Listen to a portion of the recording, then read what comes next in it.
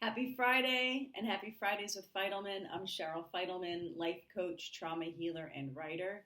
And today's topic on Fridays with Fidelman is masturbation and celibacy. Two topics or two words that may sound like they negate each other. And in some sense they do, but I'm going to share my thoughts, ideas, theories on what these two practices have in common. Their similarities and their differences. Super cool. The community is growing. I have a lot of new viewers. So for those of you who are just tuning in to my work and my words, I am a trauma healer, and I have a practice called the attunement practice, in which I train my clients how to heal trauma from their nervous system. And I believe that unhealed trauma steals the potential of our life, and that codependence is the most obvious way in which we demonstrate our unhealed trauma in relationship to ourselves and in relationship to others. So masturbation and celibacy, two words, two practices, if you will, that have kind of a taboo around them. And I like to go into the taboo. There is no category or area of human behavior and the human experience that I don't dive into with my clients should they want to and be available for it. Now, it's important to note that I'm categorizing masturbation and celibacy as practices. Now, they're not always experienced as practices, and they're not always intentionally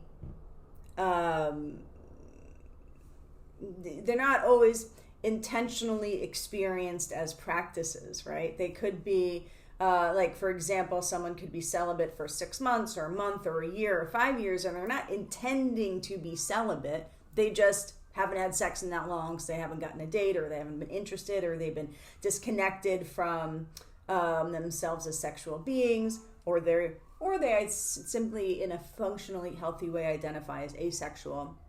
Although that, I would say, is an intentionally celibate practice. Or there's sexual trauma that is repressing one's relationship to themselves as a sexual being, or they relate to themselves as a sexual being, but having sex with another person doesn't feel safe. There's also low self-worth or low self-value that would have one be not available to experience sex with another person. So there is a lot of reasons why people would go in be celibate but not be intentionally celibate. Or they're in a marriage where their turn on has gone away. They're now just roommates and they're not having sex. And so, but I want to point to celibacy as an intentional practice. I want to point to masturbation as an intentional practice, right? So sometimes it's not an intentional practice. It's something that we go to in order to release anxiety. It's something that we go to because it's the only way that we know how to connect with ourselves. It's something that we go to because it's the only way that we can connect to ourselves as primal or carnal creatures.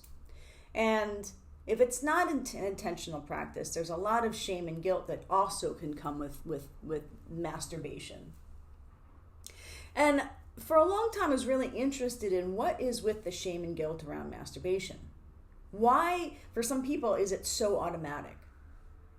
Why, even though sex in and of itself, sex with another person, can be a very taboo topic, even people in relationships have sex but don't talk about it. Why is masturbation even more taboo than sex? Why is possibly you'd be more likely to hear someone go, "Hey, how was your day so far?" "Great, I had great sex with my partner." You'd almost never hear that, but it'd be more possible for you to hear that than for somebody to go, "Hey, how was your day?" And somebody goes, "Great, I masturbated all morning. It was awesome," right? You just will rarely ever, if ever, hear that from somebody because of the shame, guilt, extreme privacy, almost like one not wanting to be able to admit that they have primal desires that they would execute on their own. Like there's something weird or bizarre about it. Even more when we're children and when we're growing up. I know this for myself and with my clients, and as I've studied sexuality, that sex is not discussed for a lot of us when we're children, and even furthermore, more than what is even less discussed is masturbation. And there's a lot of religious thoughts and beliefs about how it's shameful and how it's what's the word that I'm looking for? It's dirty, it's indulgent, it takes you away from God, it's a practice that God doesn't want to see. There's also a lot of mystical rules and thoughts and beliefs around it. I could talk about all of that stuff for hours, but what I want to get back to is the healthy practice that masturbation is and how it could help you develop a relationship with yourself, which is what I say all the time, and I have no problem with being a broken record, that the relationship with yourself is the most important relationship that there is for you to develop in a healthy, functional way. And so masturbation can also fall into the world of addiction. One almost uses it as a substance, as a way to either trap themselves in their body, to force themselves into their body. Also a way to escape from their anxious world and their stress, to escape their mind. They keep doing it in order to force themselves outside of their mind. Also, one of the reasons why people will get dysfunctionally connected to masturbation is because they have particular fetishes that they can't talk about, that they're shameful about out there in the world, that they would never share with their friends or their sex partners. So the only way that they could satisfy these fetishes is to do it in secrecy on their own. So now, where celibacy and masturbation come together, I have a lot of thoughts around celibacy as an extremely important practice. I bring some of my clients through several months of intentional celibacy, if that's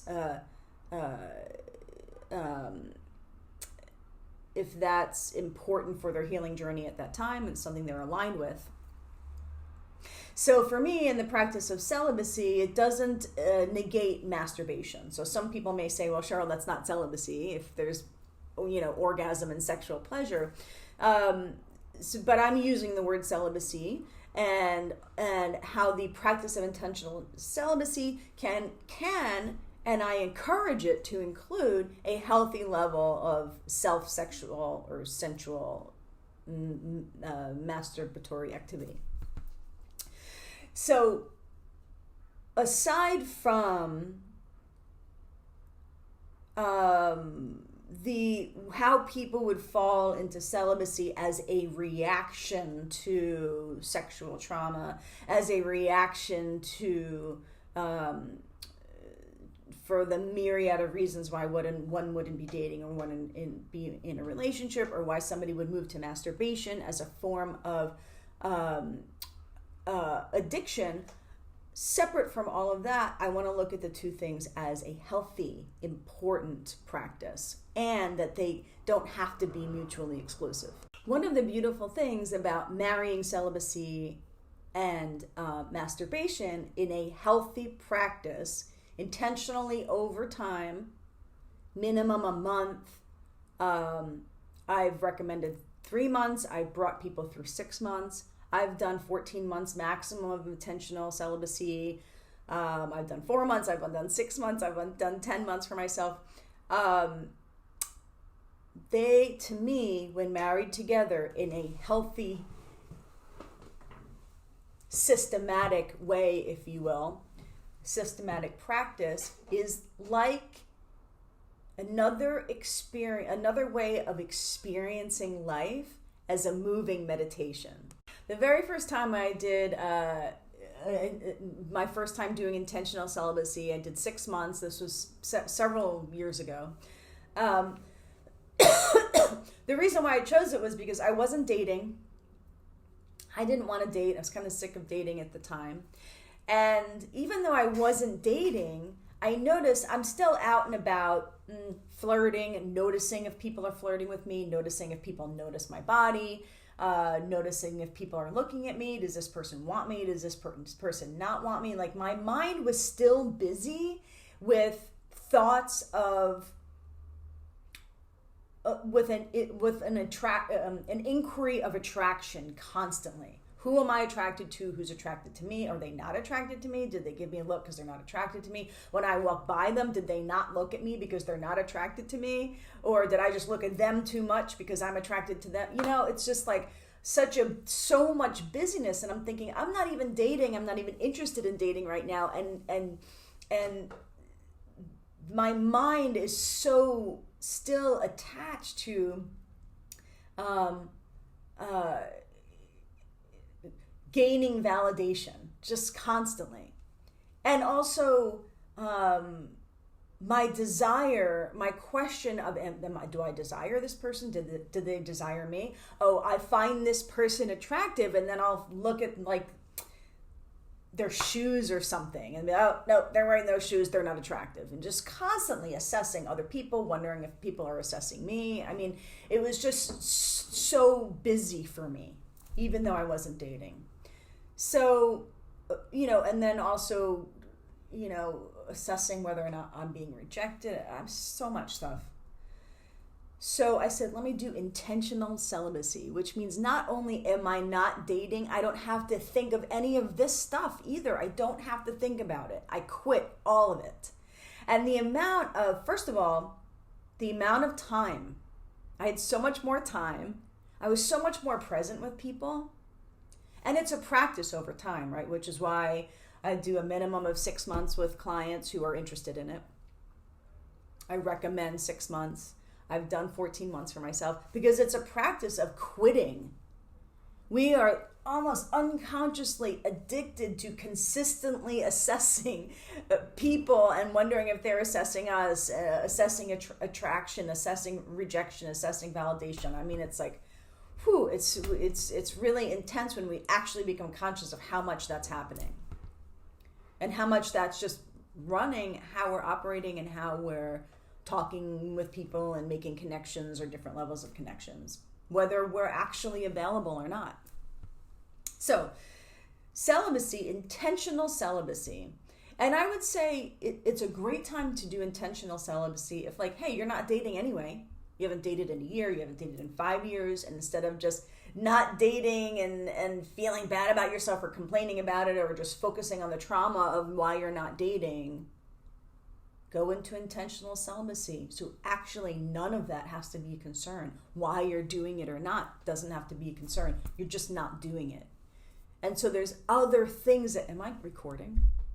Okay, sometimes I get a little paranoid that I'm just doing all this talking to press the button. It's amazing what other magical powers you can connect to within yourself when you have no focus on attractiveness, availability, all the stuff that I just listed. And I noticed that, in my first practice of celibacy, how much freer I was. I can talk to people, I can be close to them, I can be far away from them, I could like not have showered, I could have showered, I didn't even matter. I had such little focus on myself because whether or not they were attracted to me or if I felt attracted, none of it was in the space. So I could be more self-expressed, less self-expressed, I could be more curious about other people, I could develop connections and have really interesting conversations and have no fear of where the conversation is going to go or not go, because where it couldn't go for me was to sexual weird stuff in my, not literally in the conversation, but like in my mind. I wasn't going to somewhere disappear because some sort of attraction or weird validation thing got triggered. So I could go anywhere because none of that stuff was going to suppress me or repress me or, pop up in my face and go, oh my God, this person didn't, like me or accept me or whatever, the wherever my brain would go when the attraction thing would get triggered. And how much freer I was in social situations where I wasn't scanning who's attractive here. The scanning and the, wondering and the like looking for your type and then like looking at somebody and be like, oh, they're more attractive than me. They would never like me, or like I'm more attracted to them, or like the inferiority and the superiority and the weird games and where I would automatically just negate myself in situations, or if I was attracted to somebody, the level of anxiety that would happen within me, all of the automatic nervous system reactions that happen. Whether or not I was in a relationship with somebody or not, this stuff was always happening. So, to be freed up from all of that, to actually quit it, I quit that frequency of energy exchange with people, with strangers, with people who are even walking across the street that I'm never even going to talk to. There's a way in which the nervous system relaxes and regulates and falls into a state of regulation that's deeper than many other categories of focuses on different kinds of healing. It falls into this state of regulation because it's not seeking for approval. It's not seeking for anything.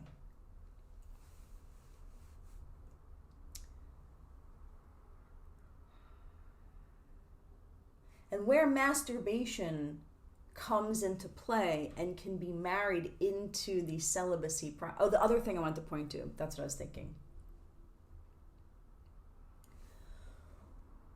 After celibacy is practiced for a few weeks, for some people it's a few weeks, for some people it's like a month or two in, all of these other emotions start to flood in. The emotions that have been kept at bay with this frenetic, sensual, sexual, consistent energy that happens, whether we're dating or not, whether we're married or not, it's just constantly there.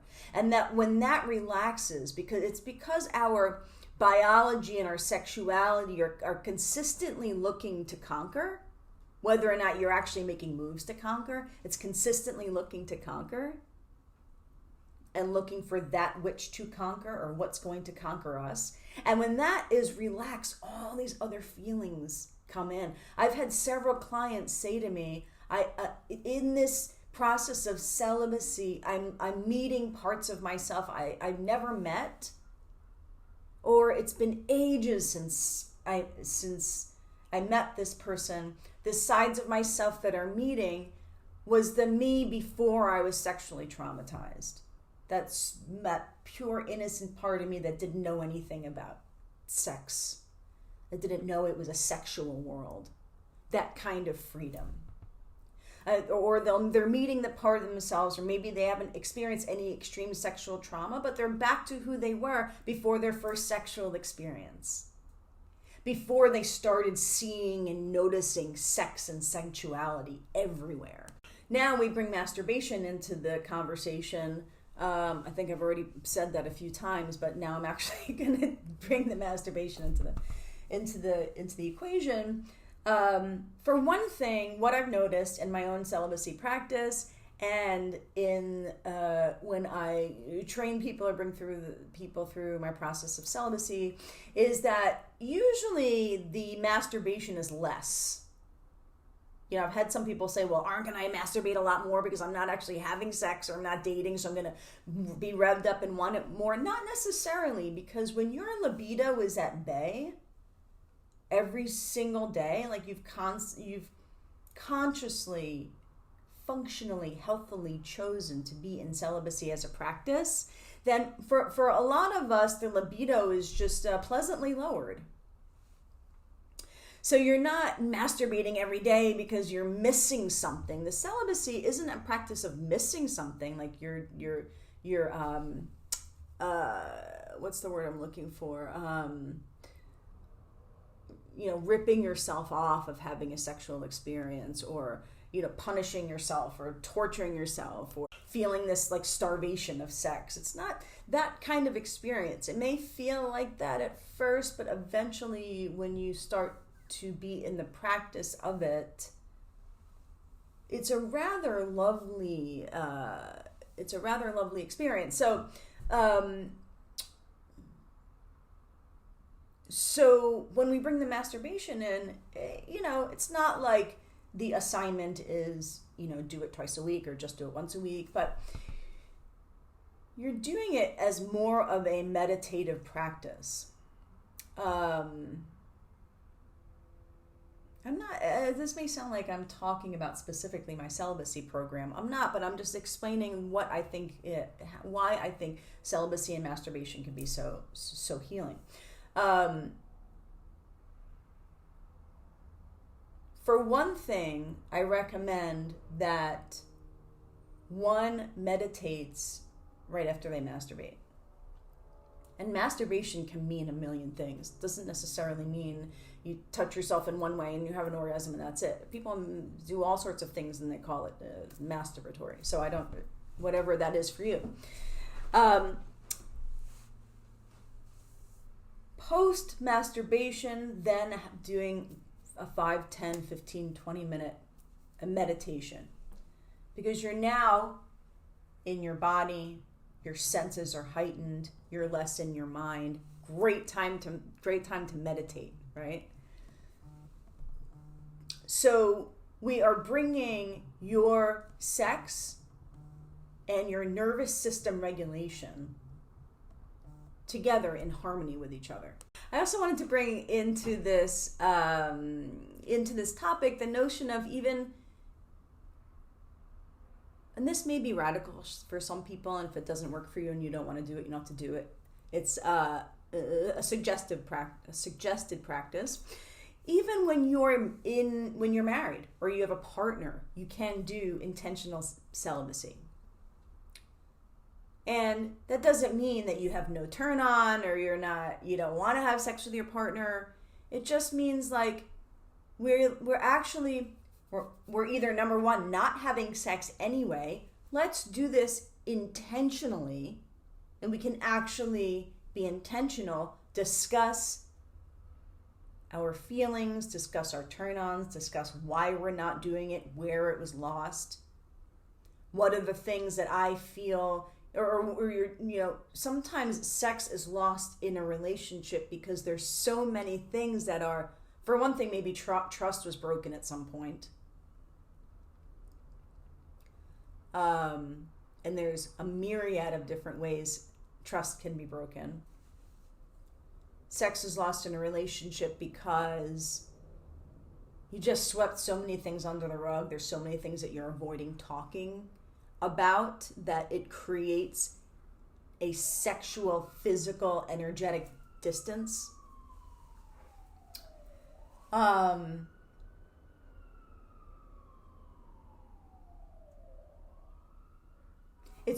Celibacy is a great practice when you're in a relatively healthy relationship. There's still turn on there. Hey, there still could be turn on when you're in a relatively not healthy relationship. So there's turn on, and you go, I'm turned on, you're turned on. Let's not have sex. What else can we do with this turn on? Can we hug for 20 minutes? Can we go swimming? Can we talk about, oh, you're turned on. What does that feel like in your body? What does that make you imagine? Where can we go? Can we go for like a long walk in a park? Can we go run? What can we do with this turn on? What can we create? Let's go buy canvases and paint for an hour. There's so many things that can be done with sexual and sensual turn on rather than just the actual act of sex. The other thing is celibate dating, okay? This also may seem very radical to some people, but you can still date and still be in a practice of celibacy. And I've had many experiences like this, and what it provided for me was like, okay, I'm going to go on a date with this person, and I'm celibate, which means I don't have to be consistently worried about whether or not I'm attractive, or whether or not they're attractive, or whether or not we're going to kiss at the end or fool around at the end, or like I'm not counting the dates in my mind, like, okay, it's the third date, now we have to have sex, or like I need to know if this is going to work sexually, or maybe I have something in my teeth, so I feel a certain way, or like every way in which in my mind I would cut myself down as a sexual being, or I'd cut them down as a sexual being. None of that was there because I was celibate. I quit all of that kind of strategic and protective thinking. I've quit. And you know, it is a survival technique. It's a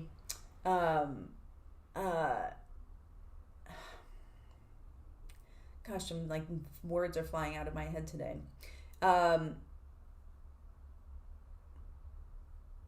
It's a biological desire to procreate, to conquer, want to be conquered. If none of that is in the picture, then what you're focused on, you're freed up to focus on the emotional, psychological, and spiritual connection. When you're dating and you're so focused on the sexual connection, even when you have a partner, or you're married, or you have somebody that you're regularly with, and you're focused on the sexual connection, then it can fool you to think that you have connection in these other areas. And I'm going to include a link to my video that I put out on sex and codependence. That was an earlier video, I think sometime last summer or something like that.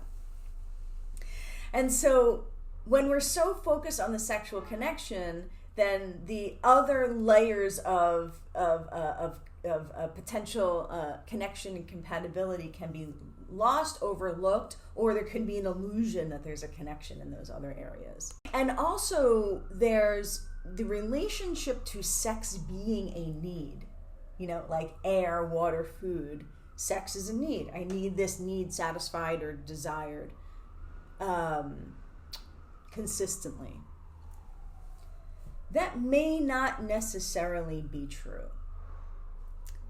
It may not be a human need. It's definitely not a human need that can't be taken a sabbatical from. And when I say sabbatical, certainly I mean an intentional sabbatical that is reflective of an actual practice that's providing you with something. And you know, even if you are regularly having sex or you're not regularly having sex, what those two things in common is it's giving us the illusion that we know how much we're wanted. Okay, I'm having sex with this person, they want me. I'm not having sex with this person, or I'm not having sex with anyone, nobody wants me. So we start to look at our relationship with sex and the presence or lack thereof of sex in our life as a reflection of how wanted we are, how needed we are, how wantable and how needable we are. And that is a reflection, I think, on our codependence, which I always say is either the want to be wanted, the need to be needed, and or the need to prove oneself. So we often also get hooked on trying to prove how desirable we are, and or prove how not desirable we are. So much of our lives are wrapped around our sexual practice, whether we're having sex or not. So why not intentionally not have it? You know, certainly if it works for you in a particular time period in your healing process. And then also, why not intentionally not have it and intentionally have sex with yourself? Because you're in relationship with yourself even more when you're celibate, okay? So it's like in a relationship, in a healthy relationship, as you're moving along, sex provides a lot of things in a relationship, and one thing that it provides is a continuous energetic bond. And then you're moving along in a relationship, you haven't had sex in a couple weeks, you have sex again, and then it brings back the energetic bond. This is what we're doing with ourselves in relationship with ourselves, bringing a healthy level of masturbation in. It brings in our energetic bond with ourselves. Then you can move along being fed by the turn on that you have with and among yourself.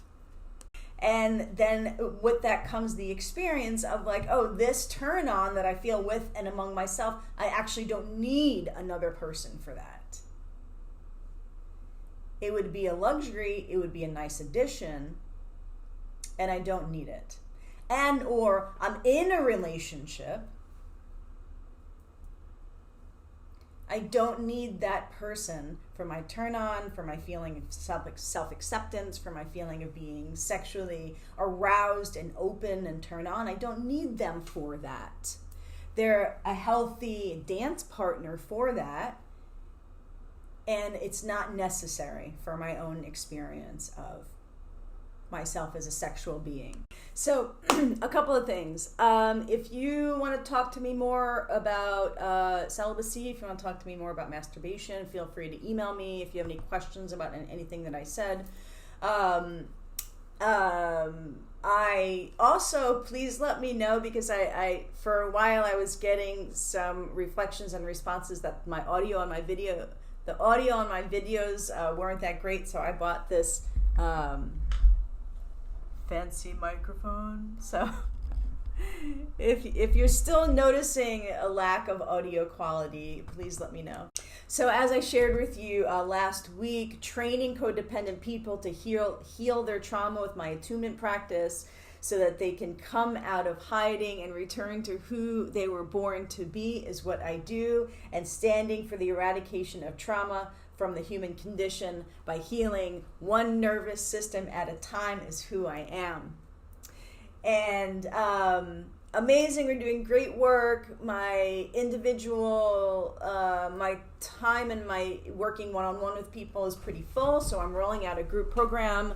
I'll be creating that infrastructure in the next week or so. So it'll be cheaper. If the one-on-one program was something that was a little bit too financially heavy for you, this would be like much more of a cut down in that way. And we'll be working in a group. Anyway, I'll send out information about that in the coming weeks. And if it's something that you're particularly interested in, let me know and I can send you out the information early. You are awesome. Be awesome on purpose. Happy healing. Life is now. Happy Friday, and have an awesome weekend, everybody. Bye. Okay, one more thing that I wanted to add, I'm just moving away from the line of the sunset right here, is that in my work, the most important thing that we do, which is the first, number one, most foundational piece of my work, is to identify your unique default psychology. And so what your default psychology is, the simplest way to put it, is that voice that is constantly talking to you, the voice of your trauma, and we distinguish what it's telling you constantly, the sort of reality and the punishment that you're living in from the voice of this trauma, also known as your default psychology or your traumatic identity, which I've shared in my videos. My default is that I have less value than anything that's ever lived on the planet. So when it comes to sexuality, one of the main things that is often really powerfully running the show is our default psychology.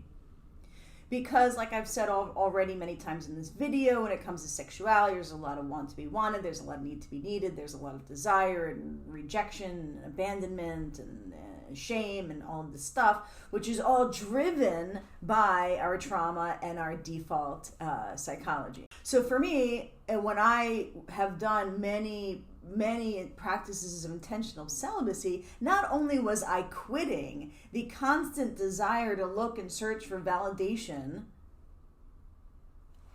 I was quitting looking for consistent proof that I wasn't valuable, which is the voice of my default psychology. So celibacy can be an even deeper practice of quitting the enmeshed relationship with your default psychology. Okay, that's my final thought there. Thanks again, everybody. Happy Friday. Have a wonderful weekend and happy healing.